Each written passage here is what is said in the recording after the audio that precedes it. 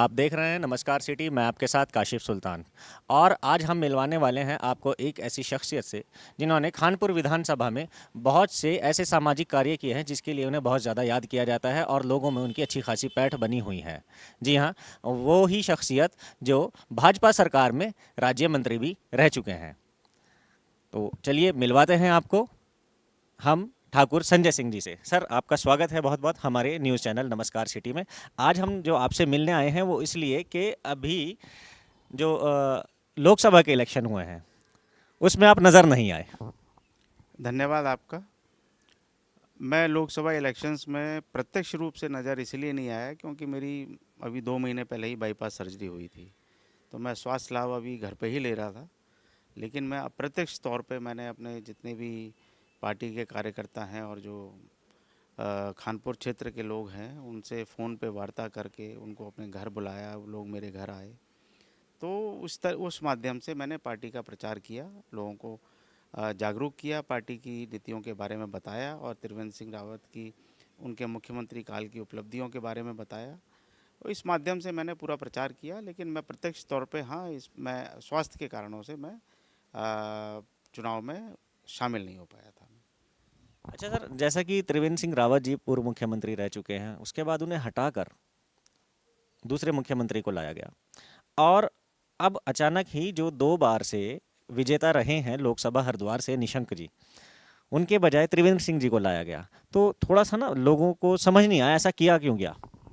देखिए, पार्टी जब एक संगठन किसी भी ऑर्गेनाइजेशन में उसके प्रमोट किया जाता है, आप ये शब्द इस्तेमाल नहीं कर सकते कि उनको हटाया गया था।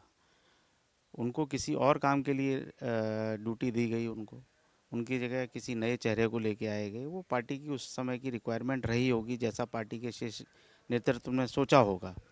इन सब चीज़ों के पीछे कई कारण होते हैं। आदमी को कहीं और उनकी योग्यता के अनुसार उनको कहीं और यूटिलाइज़ करना होगा पार्टी को, इसलिए उन्होंने उनको उस टाइम स्टेप डाउन किया और माननीय पुष्कर सिंह धामी को मुख्यमंत्री बनाया था। अब रही लोकसभा की चुनाव की बात, तो लोकसभा में भी इसी तरीके से हुआ। माननीय निशंक जी 2 बार सांसद रह चुके हैं, वो पूर्व मुख्यमंत्री भी रहे हैं। इस बार पार्टी को लगा था कि उनको कोई और जिम्मेदारी देनी होगी, इसलिए उन्होंने माननीय त्रिवेंद्र रावत को इसके लिए मुरीद कैंडिडेट समझा और उनको मौका दिया है प्रत्याशी बनाकर। अब आगे देखिए जनता ने उनके ऊपर कितना प्यार लुटाया है और भाजपा की नीतियों से कितना कन्विंस हुई है जनता, वो 4 जून को हमें पता लगेगा। लेकिन हमें उम्मीद है कि भारतीय जनता पार्टी को लोगों ने हरिद्वार ज़िले में, हरिद्वार लोकसभा में भरपूर सहयोग किया है और भरपूर मतदान किया है और निश्चिंत है कि हम 4 जून को माननीय त्रिवेंद्र रावत जी भाजपा की पताका जरूर लहराएंगे। अच्छा सर, आपने कहा है कि भरपूर सहयोग मिला है और मतदान भी हुआ है, लेकिन जो अभी तक सर्वे के अकॉर्डिंग बात सामने आ रही है कि वोटिंग परसेंटेज बहुत कम हो गया है हरिद्वार लोकसभा का। ऐसा क्यों रहा होगा और इससे फ़ायदा किसे पहुंचे। देखिए, हरिद्वार लोकसभा में मुझे लगता है 50% से ज़्यादा लोग किसान वर्ग है यहाँ पे, और ये किसान की फसल का टाइम चल रहा था। ये भी एक प्रमुख कारण रहा है कि फसल में उसे पानी भी लगाना था, गेहूँ भी कटने थे, बहुत सारी चीज़ें हैं, गन्ना भी बोना था। तो वो हो सकता है इस वजह से वहाँ प्रेजेंस नहीं हो पाया। और दूसरा जो मुझे कारण लग रहा है वो हमारे कार्यकर्ता वहाँ तक पहुँच नहीं पाए। जो अंतिम छोर का व्यक्ति था उसे मतदान, मुझे ऐसा लगता है कि वो नहीं करवा पाए हैं वहाँ पे। तो यही एक मेन कारण रहा होगा कि वो वोटिंग परसेंटेज कम हुई है, लेकिन मुझे लगता है कि इतनी सफिशिएंट हो गई है कि पार्टी की विजय निश्चित है। इस बार सबसे ज़्यादा प्रमोशन किया गया है इस चीज़ का कि पहले मतदान, उसके बाद जलपान, बहुत सारे प्रोग्राम्स ऑर्गेनाइज हुए, कई सारी समाज सेवी संस्थाओं ने भी किया, फिर भी इतना कम मतदान। ये सिर्फ किसान वर्ग को लेके आप कहेंगे या कुछ और भी हो सकता है। निश्चित तौर पे जनता के दिमाग में क्या चल रहा है इसको रीड करना बड़ा मुश्किल होता है, और मुझे ऐसा लगता है इस बार का जो चुनाव है वो काफ़ी साइलेंट चुनाव हो रहा है और जनता के मूड को पहचानना बड़ा मुश्किल है कि वो क्या चाहती है। हालांकि रैली और इन सब चीज़ों में भीड़ तो बहुत आती है, लेकिन वो भीड़ वोट में कितनी कन्वर्ट हम करवा पाते हैं, ये हमारे संगठन की जिम्मेदारी है।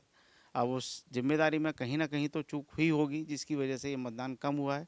हमारी क्या, जब जितनी भी पार्टियां चुनाव लड़ी हैं वो भी उनको भी हम यही कहेंगे कि वो जनता को निकाल नहीं पाई वोट के लिए। हालांकि लोगों को इसके प्रति जागरूक होना चाहिए, उन्हें अधिकार मिलता है अपना एक बार चुनाव करने का। अब चुनाव के समय वो लोग बाहर निकलते नहीं हैं, फिर जब समस्याएं पैदा होती हैं गली नाले मोहल्ले, तब वो आके फिर अपने विचार रखते हैं, क्रिटिक्स करते हैं। तो ये थोड़ा सा निंदनीय हो जाता है। लोगों को चुनाव के समय बाहर बाहर निकल के अपने मत का प्रयोग करना चाहिए, चाहे वो कैसी भी सरकार को वोट देना चाहे, लेकिन वोट अपना कास्ट जरूर करना चाहिए। अच्छा सर, ये तो हुई लोकसभा चुनाव को लेकर बात। अभी जल्दी ही निकाय चुनाव नज़दीक हैं और 2027 में विधानसभा चुनाव भी होने हैं। तो हमारी टीम ने देखा है कि लोकसभा चुनाव को लेकर जनता बहुत ज़्यादा जागरूक नहीं होती जितना निकाय चुनाव या विधानसभा चुनाव को लेकर होती है। उसके लिए क्या तैयारियां हैं आपकी, जैसे निकाय चुनाव आने वाले हैं?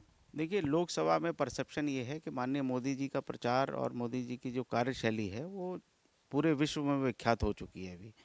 तो जनता को ये लगता है कि हमें सिर्फ मोदी को चुनना है, और जो मोदी सरकार ने नारा भी दिया है 400 पार का, तो जनता उसके प्रति आश्वस्त है। और जनता को ऐसा लगता है कि सामने एक विपक्ष अभी उस पोजीशन में नहीं है कि वहाँ कोई भी कैंडिडेट मुरीद हो और मुफीद हो, और उसको हम रिकॉग्नाइज कर सकें कि अगर हम दूसरे को वोट भी देते हैं तो ये हमारा कैंडिडेट प्राइम मिनिस्टर कैंडिडेट होगा। तो अभी हमारे पास ऑप्शन सिर्फ एक ही था, भारतीय जनता पार्टी। इसको मानकर ही लोग जनता पूरे हिंदुस्तान में वोट कर रही है, ऐसा मेरा मानना है। निकाय चुनाव को लेकर क्या कहेंगे सर? जल्दी ही निकाय चुनाव आने वाले हैं, मेयर के, पार्षद के। देखिए, आप पिछले 5 सालों में आप देख रहे हैं निकाय में, रुड़की नगर निगम में, हर दिन अखबार में, हर दिन टीवी चैनल्स पे, मीडिया में, हर वार्ड में कुछ न कुछ परेशानी चलती है। तो मैं चाहता हूं कि जनता निकाय चुनाव में भी बाहर निकल के अपने सही प्रत्याशी को चुने, जिससे कि वो अगले 5 सालों तक वो जो समस्याएं पिछले 5 साल से चली आ रही हैं उनका निराकरण समयबद्ध तरीके से हो जाए। क्या आप अपने आप को भी उम्मीदवार मानते हैं निकाय चुनाव के लिए? ये तो अभी बहुत दूर की बात है, और मैं तो एक बार चुनाव लड़ चुका हूँ। अब ये जैसा, अब मैं पार्टी का कार्यकर्ता हूँ, पार्टी जैसा विश्वास जताएगी वो उस हिसाब से देखा जाएगा। फिलहाल सब चीज़ें पार्टी के अनुरूप चलेंगी। यानी आप की कोई तैयारी है या नहीं, मैं जानना चाहता हूँ। दर्शक जानना चाहते हैं कि क्या ठाकुर संजय सिंह रुड़की मेयर पद के लिए दावेदारी घोषित करेंगे अपनी? नहीं, ये जो मेयर पद का होता है ये तो पार्टी डिसाइड करती है कि कौन किसको हमें अपॉइंट करना है। तो ये मैं नहीं कह सकता। मेरी तैयारी तो पिछले 6-7 साल से, मैं तो एक्टिव राजनीति में भी हूँ और समाज सेवा में भी हूँ। तो ये तो पार्टी और संगठन को एनालाइज करना है कि वो मुझे और मेरी सर्विसेज को किस तरीके से यूटिलाइज करना चाहते हैं। मैं तो खुली किताब हूँ, उन्हें सब चीज़ें पता है मेरे बारे में। तो वो जहाँ मुझे उचित समझेंगे वो मुझे उचित पद देंगे। अच्छा सर, जनता एक बार जानना भी चाहती है, क्योंकि बहुत सारे लोग नहीं भी जानते कि ठाकुर साहब ने, ठाकुर संजय सिंह जी ने सामाजिक कार्यों में अभी तक क्या क्या किया है। तो प्लीज़ एक बार आप बताएंगे क्या क्या आपने किया है? नहीं, ये सब चीज़ें तो आपको जानकारी रखनी चाहिए थी। नहीं सर, मैं आपके मुंह से कहलवाना चाहता हूँ थोड़ा सा। नहीं, अब देखिए, मैं तो पिछले 2016 से ही राजनीतिक जीवन में एक्टिव हूँ, और राजनीतिक जीवन में एक्टिव होने का पर्पस भी यही था कि समाज का जो अंतिम छोर का व्यक्ति है वहाँ तक सरकार की योजनाएं पहुँचें, और हम जो सक्षम लोग हैं वो उन तक अपने उनकी समस्याओं को समझें और उनको निराकरण सही तरीके से कर सकें। और सही तरीके से कर सकें, इसके लिए राजनीति में आना बहुत ज़रूरी था, क्योंकि जो सरकार की योजनाएं हैं और जो सरकार से जो मद में जिसमें पैसा आता है, क्योंकि आप एज एन इंडिविजुअल एक सीमा तक ही किसी भी इंडिविजुअल की मदद कर सकते हैं। तो उसके लिए सरकार का सहयोग बहुत ज़रूरी है। यही एक वजह रही जिसलिए मुझे राजनीति में भी आना पड़ा। उस माध्यम से मैं कोशिश करता हूं कि सरकार से जनता को योजनाओं के लाभ दिलवा सकें, और जो अंतिम छोर का व्यक्ति है उसे इसकी लाभ मिल सके। और रही बात आपने समाज सेवा की, तो देखिए, प्रमुख तौर पे मैं खानपुर क्षेत्र में पिछले 2016 से लगा हुआ हूँ। निरंतर वहाँ मैं जाता हूँ, लोगों की समस्याएं सुनता हूँ, और वहाँ जो प्रमुख समस्या थी वो स्वास्थ्य और शिक्षा की समस्या अब भी विद्यमान है वहाँ पे। तो शिक्षा के क्षेत्र में मैंने जो प्रयास किए हैं अपने औद्योगिक मित्रों से मिलके, वो ये हैं कि 125 से ज़्यादा स्कूलों में हमने खानपुर और झबरेड़ा, लक्सर, इन सब स्कूलों में, सरकारी हो या प्राइवेट में, जो ज़रूरतमंद लोग हैं, जो बच्चों से मिनिमम फ़ीस लेते हैं, उनको हमने 125 से ज़्यादा बेंचेस और टेबल प्रोवाइड करवाए हैं वहाँ पे, ताकि बच्चों का जो स्तर है और जो उनमें पढ़ने की जो ललक है वो थोड़ी सी बढ़े, ताकि उनको ऐसा ना लगे कि स्कूल में सुविधाओं का अभाव है। हालांकि सरकार अपने लेवल पे कर रही है, लेकिन फिर भी बहुत सारे स्कूल ऐसे हैं जहाँ तक ये सुविधाएं नहीं पहुँच पाती हैं। कई अस्पतालों में पंखे हमने दिए हैं, दिलवाए हैं, और वाटर कूलर्स भी दिए गए हैं। तो मतलब मेरा फोकस जो है स्वास्थ्य और शिक्षा के प्रति ही रहा है, और जो आने वाली जो जनरेशन है उसको ये किसी भी लेवल पे ये महसूस नहीं होना चाहिए कि हमारे भारत देश की जो सरकारें हैं वो हमारी मदद नहीं करती हैं और हमारे बारे में सोचती नहीं है, सिर्फ वोट के टाइम ही हम लोग उनको याद आते हैं। तो मेरा मानना ये है कि हमें निरंतर 5 साल जनता के बीच में अगर रहना है तो ये जनता के जुड़ाव के लिए हमें ये सब कार्य निरंतर करते रहने चाहिए। और मैं और भी सक्षम लोगों से और जो भी राजनीतिक लोग हैं उनसे भी आग्रह यही करूँगा कि थोड़ा सा समय जनता के बीच में जाएं, समझें, उनकी भावनाओं को समझें, उनकी ज़रूरतों को समझें, उनको उस तरीके से निराकरण कराने का प्रयास करें ताकि वो पार्टी से और आपसे जुड़ सकें। सिर्फ इसीलिए नहीं कि वो आप चुनाव में उनसे वोट मांगने जाएंगे। तो मेरा ध्येय यही रहता है कि वो पार्टी से कैसे जुड़े कार्यकर्ता, समाज कैसे जुड़े पार्टी से। तो मुझे ऐसा लगता है कि ये तरीका सबसे बढ़िया है जिसको मैंने अडॉप्ट किया हुआ है और मैं निरंतर भी आगे भी उम्मीद है कि और भी औद्योगिक मित्र मेरे से जुड़ेंगे और मैं ये कार्य निरंतर क्षेत्र में करता रहूँगा। सर, खानपुर विधानसभा से आने वाले समय में इलेक्शन के लिए आप अपनी दावेदारी घोषित करेंगे कुछ? नहीं, दावेदारी तो मेरी 2022 में भी थी। अब वो किन्हीं कारणों से पार्टी ने दूसरे कैंडिडेट पे अपना मत जाहिर किया, भरोसा जताया उन्होंने। अब फिर दोबारा हम तैयार हैं। अब देखिए, अब इस बार पार्टी संगठन और पार्टी क्या निर्णय लेती है। हम अपने निरंतर कार्य, जैसे मैंने बताया आपको, जनता से जुड़ने के लिए जो प्रयास मेरे जारी रहेंगे। अब जब चुनाव तो अभी काफ़ी बाद में है, लेकिन 3 साल तो मेहनत करनी पड़ेगी ना हमें। उसके बाद हम कहाँ स्टैंड करेंगे, पार्टी उसको किस तरीके से एनालाइज करेगी, ये पार्टी के ऊपर डिपेंड करेगा। हाँ, निश्चित तौर पे दावेदारी रहेगी, ये कन्फर्म है।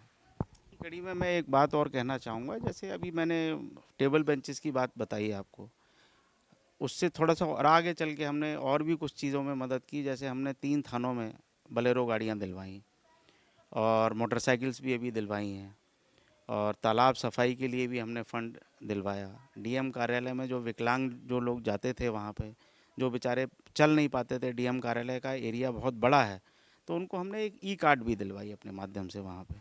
तो इस तरीके की जो प्रयास है हमारे, वो निरंतर जारी रहेंगे आगे भी। और जनता के बीच में रहना है हमें, तो जनता की जो मूलभूत ज़रूरतें हैं उनका ध्यान रखना हमारी प्रायोरिटी बनती है, क्योंकि अब हम राजनीति और समाज सेवा दोनों में हैं। तो मैं यही आग्रह भी करूंगा और भी जो लोग सक्षम लोग हैं कि वो भी आगे आएँ और जनता की परेशानियों को समझें और उनकी मदद करें। तो जैसा कि आप लोगों ने सुना, ठाकुर संजय सिंह जी शिक्षा और स्वास्थ्य के क्षेत्र में लगातार एक्टिव रहते हैं, अपनी विधानसभा को लेकर भी और दूसरी विधानसभाओं में भी।